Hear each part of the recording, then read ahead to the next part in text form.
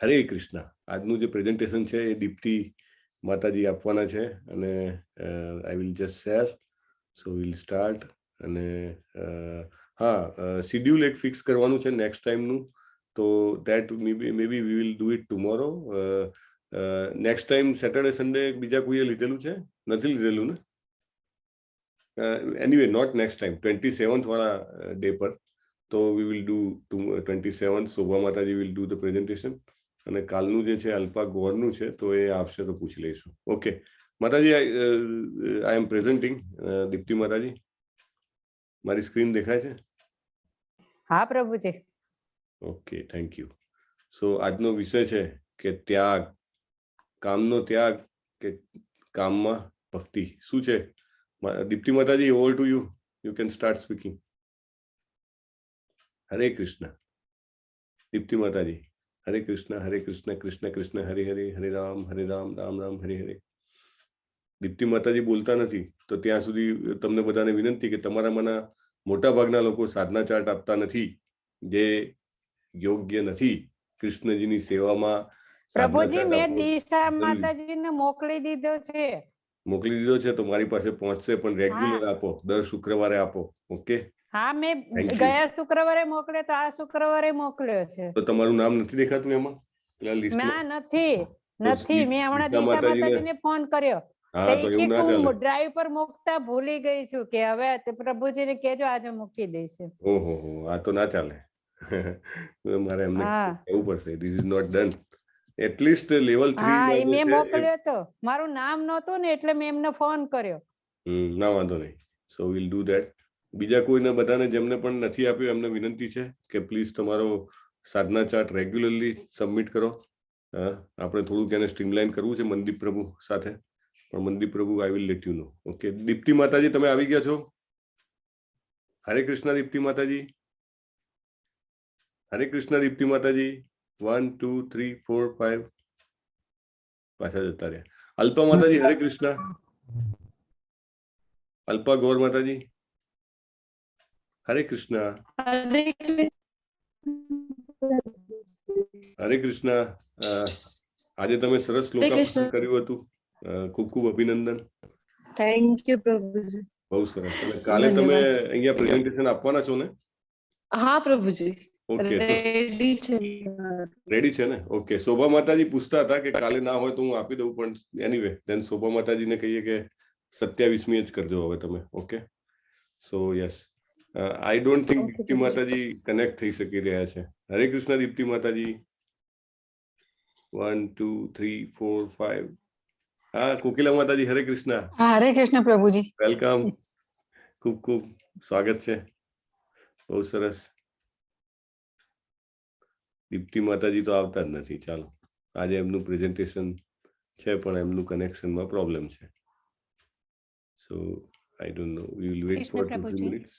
Meanwhile એક બીજી કૃષ્ણ પ્રભુજી. હરે કૃષ્ણ. યસ, બોલો બોલો. અવાજ આવે છે? હા, હવે આવે છે. યસ. અચ્છા, થોડો ઓછો આવે છે પણ આવે છે. અચ્છા, હા, હવે બરાબર છે. પરફેક્ટ. ચાલો શરૂઆત કરીએ. જી પ્રભુજી. ઓકે, ચાલો. આજનો થીમ છે યસ. શું છે તમારું? આપણે મંગળચરણ લઈ લઈએ. નમઃ ઓમ વિષ્ણુપદાય કૃષ્ણ પૃષ્ઠાય ભૂતલે શ્રીમતે ભક્તિ વેદાંત સ્વામિન ઇતિ નામિને નમસ્તે સરસ્વતી દૈવી ગૌરવાણી પ્રચારિણી નિર્વિશેષ શૂન્યવાદી પાશ્ચાત દેશતારિણી જય શ્રી કૃષ્ણ ચૈતન્ય પ્રભુ નિત્યાનંદ શ્રી અદ્વૈત ગદાધર શ્રીવાસાદિ ગૌર ભક્તવૃંદ હરે કૃષ્ણ કૃષ્ણ કૃષ્ણ હરે હરે હરે રામ રામ રામ હરે હરે. હરે કૃષ્ણ. શ્રીલા પ્રભુપાદની જય. સર્વને જય શ્રી કૃષ્ણ. આજનો થીમ છે કાર્યનો ત્યાગ વિરુદ્ધ ભક્તિમાં કાર્ય. તો સૌથી પહેલા આપણે કાર્ય એટલે કાર્ય 3 છે જે આપણે બધા L1 L2 માં શીખી ગયા છે કે સકર્મ એટલે આપણે રોજના જે કર્મ છે પણ આપણે એની સાથે ફળની પણ આશા રાખતા જ હોય કે મેં આ કાર્ય કર્યું તો મને આ મળવું જ જોઈએ. વિકર્મ એ છે કે જે વિરુદ્ધ કામ જે આપણે કરવાનું નથી. અને અકર્મ એટલે આધ્યાત્મિક, આપણે કૃષ્ણની સેવામાં કરીએ છીએ જેમાં આપણે કોઈ આશા નથી રાખતા. આપણે ભગવામાં ભક્તિ કૃષ્ણ ભાવનામયમાં આપણે પોતાની જાતને સમર્પિત કરવાની છે. તો આપણા જે ભગવદ્ ગીતા જે ભગવાને ગાયેલી ગંગા છે, કાવ્ય છે, એમાં રસ તરબોળ થવાનો આપણો જે અનુભવ છે એ માટે સૌથી પહેલા તો શ્રીલા પ્રભુપાદની છે કે એમણે ઇસ્કોનની સ્થાપના કરી. અને આપણે નામનિષ્ઠાદાસ પ્રભુની પણ છે કે એમને દંડવત પ્રણામ કે એમણે આપણા ઘર સુધી ગીતા પહોંચાડી. અને ધર્મેશ પ્રભુજીને પણ છે કેમ કે આપણને હંમેશા માર્ગદર્શન આપ્યું ને પ્રોત્સાહન આપતા રહ્યા છે. આજે પણ હું જે કોશિશ એક નાનકડી કરી રહી છું, મારી ભૂલચૂક થાય તો હું સર્વની માફી માંગી લઉં છું. આજે આપણે ગીતાના જે શ્લોકોમાંથી શીખવાનું છે એમાં સર્વ પહેલો જે શ્લોક છે તે 2.59 છે કે કૃષ્ણ ભાવનામય ઉત્કૃષ્ટ રસનો જ્યારે આપણને અનુભવ થાય છે ને તો આપણો રસ વિષયોમાંથી જતો રહે છે અને આપણે ભક્તિમાં સ્થિર થઈ જાય છે.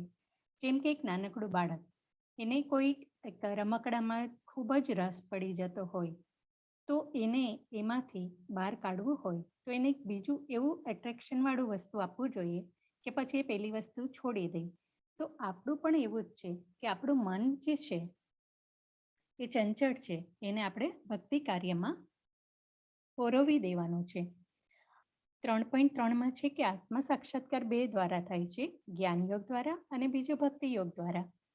તો જ્ઞાન યોગ એક આપણે જ્ઞાન પહોંચે એના પરથી કરવાનું છે, પણ ભક્તિ યોગ એવો છે કે આપણે એમાં બીજું કંઈ કરવાનું નથી. આપણે કૃષ્ણને આપણી શરણાગતિ સ્વીકારી લેવાની છે.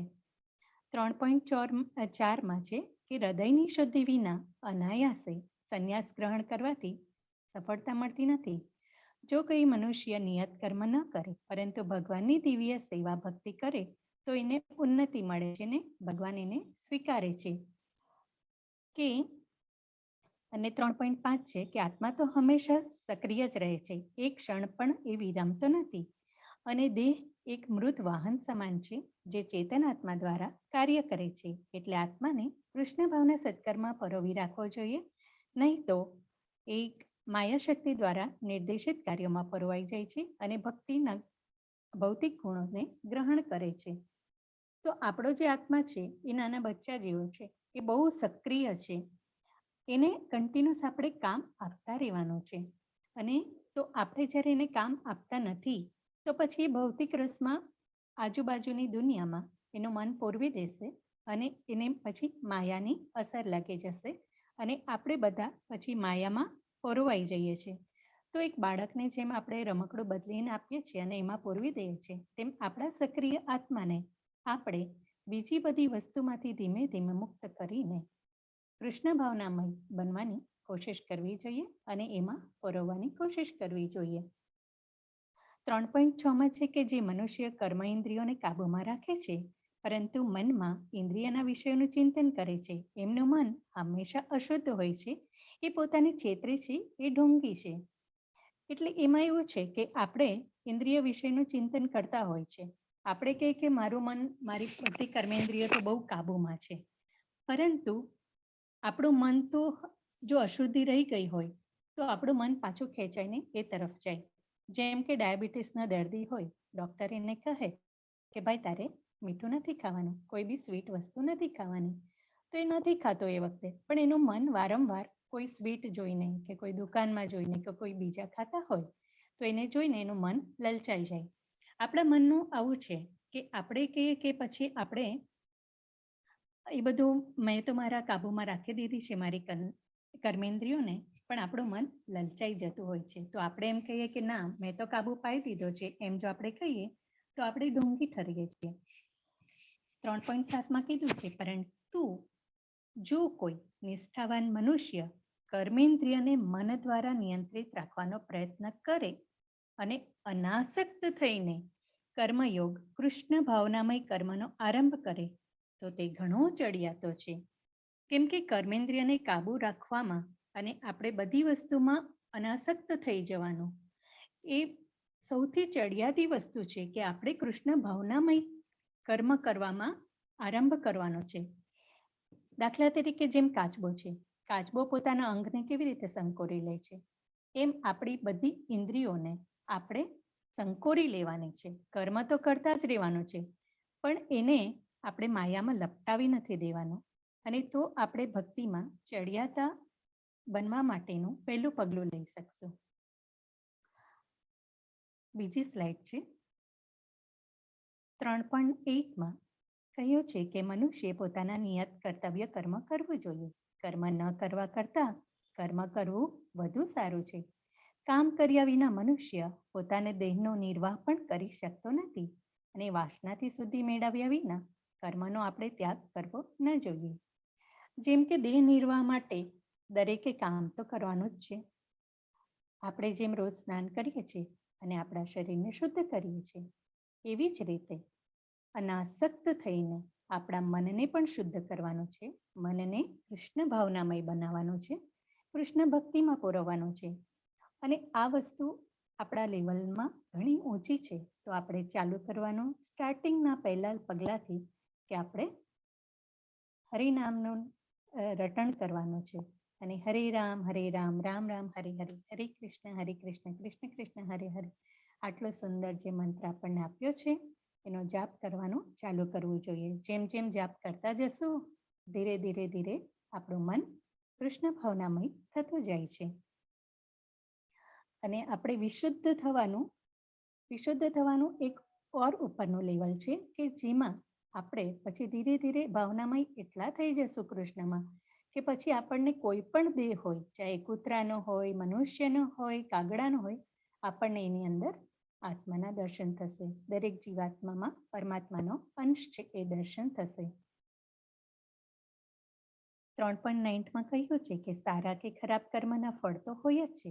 કોઈ પણ ફળ કર્મના કરતાને હંમેશા બંધનકારક હોય છે. પરંતુ કૃષ્ણ ભાવનામય થઈને જો આપણે કરીએ તો મનુષ્ય મુક્ત અવસ્થામાં રહે છે, સદા અનાસક્ત રહે છે, બંધનથી મુક્ત રહે છે. કે બધી જાતના કર્મ કરીએ તો ફળ તો મળવાનું જ છે, ચાહે ખરાબ કે સારું. પરંતુ આપણે કૃષ્ણ ભાવનામય થઈ જઈએ, આપણા કર્મના દરેક ફળને ભગવાનને અર્પણ કરી દેવાના અને આપણે મુક્ત અવસ્થામાં રહેવાનું છે. તો આપણને કોઈ પણ માયાના બંધન લાગતા નથી અને આપણા સકામ કર્મ બનતા જશે. જેમ કે એક નાનકડું ઉદાહરણ છે કે એક જગ્યાએ કામ ચાલે છે કન્સ્ટ્રક્શનનું, 3 મજૂર કામ કરે છે. એ 3.9માં છે કે આપણે કેવી રીતે બંધન મુક્ત થવું. તો એમાં મંદિર તરફ જવાનો એક નાનકડો રસ્તો બને છે.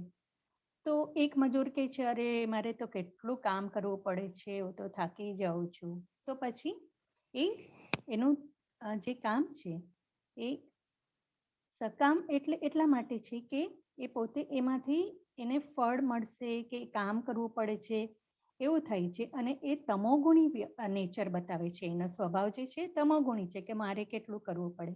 બીજો મજૂર છે એ એમ કહે છે કે જો મારે તો ભાઈ આટલું કામ કરશે તો જ મને રોજી દાઢી મળશે, એટલે મને તો જ પૈસા મળશે. એટલે એ સકામ કામ કરે છે અને એનો રજસ ગુણ બતાવે છે કે એને એના સામે કંઈ મેળવે છે. ત્રીજો મજૂર કહે છે કે જો આ રસ્તો બની જશે પછી અહીંયાથી જે લોકો યાત્રિકો મંદિરે જશે તો એને કેટલી સુવિધા થશે, એને કોઈ તકલીફ નહીં પડે. તો આ એનું જે વિચારવાની જે શક્તિ છે એ સતોગુણી છે. તો આપણે કામ એવી રીતે કરવાનું છે કે આપણે કૃષ્ણને અર્પણ કરી દેવાનું છે. કામ તો કરતા જ રહેવાનું છે, પણ આપણે ભગવાનના માટે કરવાનું છે. 5.10માં કહ્યું છે કે જે મનુષ્ય કર્મ ફળ કૃષ્ણને અર્પણ કરે છે, અનાસક્ત થઈને પોતાનું કર્તવ્ય કરે છે, એ જલકમલવત જળથી જેમ અસ્પૃશ્ય રહે છે. કમલનું જે આપણે ફૂલ હોય છે એના કમલ તલ પર એક પાણીનું બિંદુ પણ પડે ને તો એ ખરી પડે છે. એવી રીતે આપણે પણ પાપ કર્મથી અલિપ્ત રહેવાનું છે. આપણે કામ કરવાનું છે, ભગવાનને અર્પણ કરી દેવાનું છે. આપણે એ માયામાં વીંટળાવાનું નથી. 5.12 ભક્તિમાં સ્થિર થયેલો મનુષ્ય પરમ શાંતિ પામે છે, કારણ કે તે પોતાના સર્વ કર્મના ફળ ભગવાનને અર્પણ કરે છે. પણ જે મનુષ્ય ભગવાન સાથે સંલગ્ન હોતો જ નથી, જે પોતાના શ્રમના ફળનો લોભી હોય છે, તે હંમેશા બદ્ધ જ રહેવાનો છે. કેમ કે કોઈ પણ કામ હોય તો એમ જ કહેશે એ મેં કર્યું છે, મારી મહેનતથી કર્યું છે, મેં કર્યું તો મને આજે આ બધું મળ્યું છે. એ કૃષ્ણને વચ્ચે અર્પણ કરતો જ નથી. જેમ કે એક ખેડૂત હતો, એણે કીધું મેં આ જમીનને આખી ખેડાણ કર્યું, મેં બીજ વાવ્યું, મેં એને પાણી પાયું, મેં આ બધું કર્યું, તો મારો આટલો પાક લહેરાઈ રહ્યો છે. તો એ જ વસ્તુ આપણે ખેડૂતને પૂછીએ કે તમે બધું કર્યું એ વાત સાચી, પણ આ બીજ તમે વાવ્યું તો એ બીજ લાવ્યા ક્યાંથી? બીજ તો આપ્યું છે કોણે? ભગવાને આપ્યું ને. પાણી પાયું બરાબર વાત છે, તમે મહેનત કરી, પણ પાણી આપ્યું કોણે? ભગવાને ને. સૂર્યપ્રકાશ મળ્યો પાકને, પણ આપ્યું કોણે? ભગવાને ને. હવા મળી, હવા કોણે આપી? ભગવાને ને. તો પછી એમાં આપણે શું કર્યું? આપણે તો ખાલી મિકેનિકલ કામ કરીએ છીએ, એટલે કે યાંત્રિક રીતે આપણે આપણી ફરજ કરીએ છીએ. પણ બધી વસ્તુના માલિક તો કૃષ્ણ ભગવાન છે. એમને જ આપણને બધું આપ્યું છે ને આપણે તો એનો ઉપભોગ કરતા રહીએ છીએ. તો એમાં મારાપણું જે છે તે આપણે કાઢી નાખવાનું છે. એમને જ આપ્યું છે અને આપણે એમને જ અર્પણ કરવાનું છે. તેરા તુજકો અર્પણ.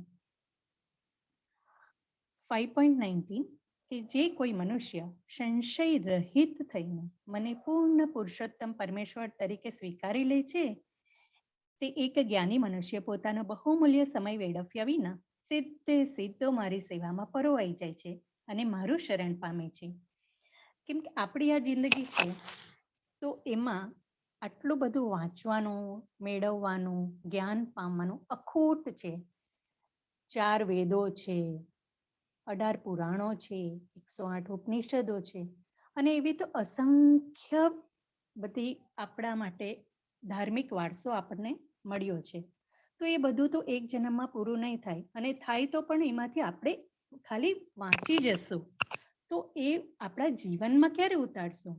તો એ બધું છોડીને જે ભગવાનના મુખેથી વહી છે એ ભગવદ્ ગીતાને આપણે રોજ જ શ્રવણ કીર્તન બધું કરતા રહીએ, અને ખાલી વાંચવાનું અને સાંભળવાનું નહીં, પણ આપણા જીવનમાં આપણે ધીમે ધીમે ઉમેરતા જઈએ છીએ, ત્યારે આપણે કૃષ્ણ ભાવનામય થઈશું. અને આપણે અહીંયા કેમ આવ્યા છે, આપણો રોલ શું છે અહીંયા એ સમજવાનું, અને જીવન જીવવાની કળા આપણને શીખવી છે ભગવદ્ ગીતાની, અને આપણા ફળને કર્મને કેવી રીતે આપણે કરવું જોઈએ એ શીખવે છે. બીજી સ્લાઇડ પ્રભુજી. 18.2 કહ્યું છે કે ભૌતિક ઈચ્છા પર આધારિત કાર્યોનો પરિત્યાગને વિદ્વાનો સંન્યાસ કહે છે, પણ સર્વ કર્મના ફળના ત્યાગને બુદ્ધિશાળી લોકો ત્યાગ કહે છે. હવે જે કર્મના ફળની આશાથી કરેલા કર્મનો આપણે ત્યાગ કરવો જોઈએ, પણ જે ઈચ્છા વગરના હોય, હૃદયની શુદ્ધિ માટે કરવાના હોય, એનો આપણે પરિત્યાગ ન કરવો જોઈએ. તો આપણે અકર્મ તો પરિત્યાગ નથી કરવાના, પણ સકર્મ જે આપણે કરેલા હોય છે એનો પરિત્યાગ કરવાનો છે. 18.3 કહ્યું છે કે કેટલાક વિદ્વાનો જણાવે છે કે સર્વ પ્રકારના સકામ કર્મોને દોષપૂર્ણ ગણીને ત્યજી દેવા જોઈએ. છતાં પણ અન્ય વિદ્વાનો એમ માને છે કે યજ્ઞ, દાન અને તપના કાર્યો કદાપી ત્યજવા ન જોઈએ. તો આપણે બીજા હંમેશા જે સકામ કરતા રહેતા હોય કર્મ, તો એનો ફળનો તો આપણે ત્યાગ કરીએ જ છીએ. પણ વિદ્વાનો એમ પણ કહે છે કે યજ્ઞ, દાન અને તપ એ એવા કાર્યો છે કે એના ફળનો આપણે એના કાર્યો ત્યજવા ન જોઈએ. 18.7 કહ્યું છે કે નિર્દિષ્ટ કર્તવ્યોનો કદાપી ત્યાગ ન કરવો જોઈએ. એટલે કે ભગવાન માટેના જે કામ હોય, જેમ કે આધ્યાત્મિક પ્રવૃત્તિમાં મદદ કરવું, ભગવાનનો પ્રસાદ બનાવવો, એવા બધા કાર્યો હોય તેની ભલામણ કરવામાં આવી છે. જો કોઈ મનુષ્ય પોતાના નિયત કર્મને પણ જો ત્યજી દે તો તેવા ત્યાગને તામસી કહેવાય છે. જેમ કે કોઈ કામ કરવાનું હોય અને માણસ કે બાબા આમાં તો બહુ મને આળસ આવે છે, હું તો થાકી જાઉં છું, એટલે હું કામ છોડી દઉં છું. તો એ કર્મનો ત્યાગ ન કહેવાય, એને આળસ કહેવાય, એ તામસી વૃત્તિ ના કહેવાય છે. બીજા એવું જ છે કે જેમાં વધારે કામ કરવાની હોય, વધારે મહેનત કરવાની હોય, તો આપણે ડરીને કહી દે કે આ કામ તો હું નહીં કરી શકું. તો એ કાર્યનો ત્યાગ નથી, એ રજોગુણ છે, એ રાજસી વૃત્તિ દર્શાવે છે. પણ જો ઉચ્ચ ફળ મળે કે ના મળે, કામ કરતા જ રહેવાનું છે. અને આપણે કામ કરશું, એના સામે જો આપણને પૈસા મળતા હોય છે, તો આપણે પૈસાના કૃષ્ણ માટે, કૃષ્ણ ભગવાન માટે અને સંસ્થા માટે, એમના સત્કાર્યો માટે આપણે એનો ઉપયોગ કરવો જોઈએ. જે આપણે 18.8માં જણાવ્યું છે કે આપણે ધન કમાવું છોડી ન દેવું જોઈએ, પણ એ પૈસા કૃષ્ણ ભક્તિમાં વાપરવા જોઈએ. એટલે કામ તો કરવાનું જ છે, જીવન છે તો, અને એમાંથી જે ઉપાર્જન કરીએ છીએ એનો જે ભાગ છે તે આપણે આધ્યાત્મિક વૃત્તિમાં પણ વાપરવું જોઈએ. 18.9માં કહ્યું છે કે મનુષ્ય જ્યારે નિયત કર્મને કર્તવ્ય સમજી લે છે અને સમસ્ત ભૌતિક સંગ તથા ફળની આસક્તિનો સર્વથા ત્યાગ કરી દે છે, તો તેનો ત્યાગ સાત્વિક કહેવાય છે. કે નિયત કર્મ આવી મનોવૃત્તિ રાખીને ફળની આશા વગર કર્મ ફળથી અલિપ્ત રહીને કૃષ્ણને સમર્પિત કરી દેવું જોઈએ. આપણે આપણું કર્તવ્ય સમજીને કામ કરવું જોઈએ, એમાં કોઈ આસક્તિ નહીં રાખવી જોઈએ, સાત્વિક ભાર રાખવો જોઈએ અને દરેક કાર્યના ફળને અલિપ્ત રહીને કૃષ્ણ અર્પણ કરતા રહેવું જોઈએ. સતોગુણી એ છે. બીજી સ્લાઇડ પ્રભુજી.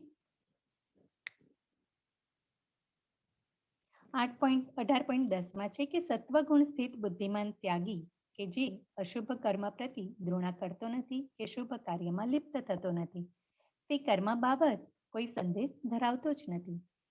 કે સતોગુણી વ્યક્તિ એ છે કે જે કોઈ પણ અશુભ કર્મ ના ગમતા હોય તો એની દ્રોણા નથી કરતો, અને શુભ કાર્ય હોય તો પણ નથી કરતો, પોતાની મેળે કાર્ય કરતો જ રહે છે. કોઈ પણ કાર્યમાં એ પોતાને બાંધતો નથી, કૃષ્ણનું કામ સમજીને કરતો રહે છે.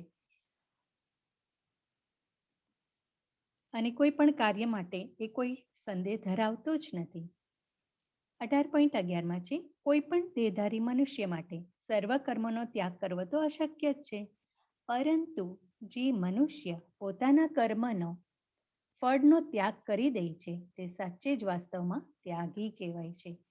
કેમ કે મનુષ્ય ક્યારેય કર્મનો ત્યાગ કરી શકતો નથી, પણ જ્યારે કૃષ્ણ માટે કામ કરે છે, એના ફળનો ઉપભોગ નથી કરતો અને કૃષ્ણને સર્વ સમર્પિત કરી દે છે, એ જ ખરેખરો ત્યાગી છે, એ જ યોગી છે. કે સર્વ કર્મનો ત્યાગ આપણે કરી શકતા નથી, પણ આપણા ફળનો આપણે ત્યાગ કરવાનો છે. એ સારું હોય ખરાબ હોય તે વિચાર્યા વગર આપણે કર્મ છોડવાનો નથી, પણ કર્મ ફળનો ત્યાગ કરવાનો છે. ત્યારે જ સાચા યોગી અને સાચા ત્યાગી આપણે કૃષ્ણ ભાવનામય થઈને બની શકીએ. 18.12માં છે કે જેણે કર્મફળનો ત્યાગ કર્યો જ નથી, એના માટે ઈચ્છિત એટલે કે સ્વર્ગ તરફ લઈ જનાર, અનિચ્છિત એટલે નર્કમાં લઈ જનાર, અને મિશ્રિત એટલે 50-50% જેવું, એમ ત્રણેય પ્રકારનું જેને મળે છે એ ત્રણેય પ્રકારનું ફળ એને મૃત્યુ પછી જે મળવાનું હોય છે. પણ જે સંન્યાસી બની ચૂક્યા છે એને આવા ફળના સુખ દુઃખ ક્યારેય ભોગવવા પડતા નથી. જે કૃષ્ણ ભાવના યુક્ત થઈ ગયા છે તેવા મનુષ્યને કૃષ્ણને કર્મફળને સમર્પિત કરી ચૂક્યા હોય છે, એટલે એમનું જીવન સદા મુક્ત હોય છે. અને આવી રીતે સંન્યાસી બનીને સુખ દુઃખ તેમના જીવનમાં આવતા ફળ બધા ભગવાનને અર્પણ કરેલા હોય છે, એટલે લોકો અનાસક્ત બનીને જીવનથી મુક્ત બની જાય છે. हरे कृष्ण प्रभु जी, दंडवत प्रणाम. हरे कृष्ण प्रभु जी. Yes, Hare Krishna Mataji, I noted your message. We are Okay. about to complete. Okay, Prabhu. Yes. Hare Krishna, Krishna Krishna, Hare Hare, Hare Rama, Rama Rama, Hare Hare. Hare Krishna Prabhuji. Hare Krishna Mataji, nice. Thank you very much. It was good presentation. તમે આ બધું ગુજરાતીમાં type કર્યું છે, so that way it is really good. So really I appreciate your efforts, કારણ કે it's a troublesome, to type out. So very good. Again in a PPT and everything, very nicely done. So and examples what you added, તમારી સાઈડથી જે તમે add કર્યા, they were good. And you have taken you have read also. What I understand, when જ્યારે તમે વાંચતા હતા ત્યારે મને ખબર પડી, I was just checking like 18.8 તમે ખાલી અંદર લખ્યું છે, તો મેઇન એનો ટ્રાન્સલેશન પણ પરપટમાં જે છે આખું તમે સમજાવ્યું કે ભાઈ કમાવાનું છોડવાનું નથી, પણ એ કમાવાનું કૃષ્ણજી માટે ઉપયોગ કરવાનો છે. So it's wonderful. I mean I appreciate. Very good. Mataji, only I think we have to end, કારણ કે there is a meeting lined up by Namanishta Prabhu. ખાલી એક જ તમે મને clarification if you can give બહુ quickly, કે યુક્ત વૈરાગ્ય અને ફલ્ગુ વૈરાગ્ય વચ્ચેનો ભેદ ખબર છે તમને? યુક્ત વૈરાગ્ય અને ફલ્ગુ વૈરાગ્ય ના પ્રભુજી, નથી ખબર. આમાં કર્મમાં જ આવવું જોઈએ, કર્મની થિયરીમાં જ. યુક્ત વૈરાગ્ય એટલે તમે જે કરતા હોય કરતા રહો, અને કૃષ્ણજી માટે કે મતલબ કે ભગવાન માટે કર્મ કરતા રહો, અથવા ફલનો તમે ભગવાન સાથે કનેક્ટ કરો, right? that can be called યુક્ત વૈરાગ્ય. બાય લિવિંગ ઇન સંસારમાં રહેતા છતાં તમે એ કરી શકો છો. ફલ્ગુ વૈરાગ્ય એટલે બધું છોડીને ભગવો લઈ લીધો, છતાંય આપણે પેલો 18 daysમાં ફોટો જોયો તો મારા જ હાથમાં સિગરેટ ને ચાંદીનું કડું ને મોબાઈલ ને આપણે જોયું હતું. તો એ ફલ્ગુ વૈરાગ્ય. મનમાંથી વાસનાઓ ઈચ્છાઓ જે ગઈ નથી, બધું છોડી દીધું બહાર બતાવવા માટે, પણ અંદરથી તો ઘણો બધો પૈસો જોઈએ છે, ઘણી બધી ઈચ્છાઓ છે, રાઈટ? સો that called ફલ્ગુ વૈરાગ્ય. આ શોર્ટમાં કીધું, ડિટેલમાં યુ કેન રીડ, કારણ કે આ તમારો કર્મનો વિષય છે એટલે એક ઇમ્પોર્ટન્ટ છે. અને other than that may be next time તમે આ બે પોઈન્ટ ઉપર વી વિલ ડિસ્કસ કે આપણે આપણા જે કામ છે એને આપણે ભગવાનની ભક્તિમાં કે પૂજામાં કેવી રીતે પરિવર્તન કરી શકીએ, અને સાચો ત્યાગ કે સાચો જે કહેવાય ને કે સંન્યાસ કોને કહેવાય, આ બે પોઈન્ટ ઉપર may be next time we will discuss, કારણ કે we will have to hand over this, right? ધન્યવાદ પ્રભુજી. ધન્યવાદ.